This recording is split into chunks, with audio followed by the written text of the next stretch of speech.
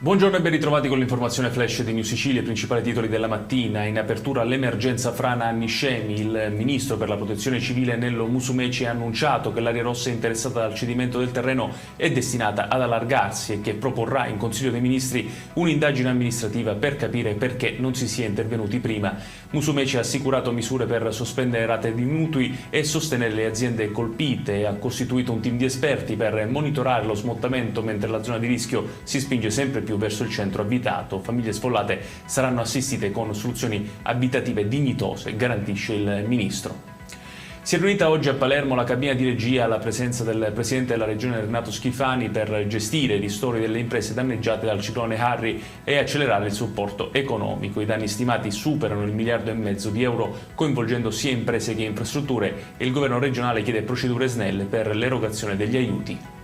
Adesso è il giallo dei Nebrodi, continuano le indagini sulla morte dei 3 cacciatori trovati uccisi da colpi di fucile nelle campagne di Montagna Reale, nel Messinese. Dopo una notte di interrogatori ancora nessuna pista certa per gli inquirenti che attendono l'esito dell'autopsia e dell'esame balistico per avere maggiori riscontri. Al momento non si esclude nessuna ipotesi. Ci spostiamo nel Catanese, in particolare ad Acireale, dove i carabinieri hanno denunciato un 58enne per aver svuotato il conto di un'anziana donna straniera.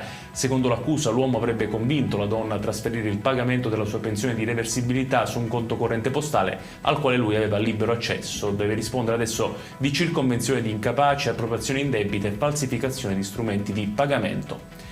Chiudiamo a Palermo, dove continuano le operazioni nel quartiere Zen 2. I controlli a tappeto eseguiti dalla polizia hanno portato a 5 arresti. Le operazioni fanno parte di una strategia per rafforzare l'azione contro lo spaccio e la microcriminalità nella zona. Ed è tutto per questa edizione. Tutti i dettagli su queste notizie li trovate come sempre sul nostro sito www.newsicilia.it. Grazie per averci seguito e buon proseguimento di giornata.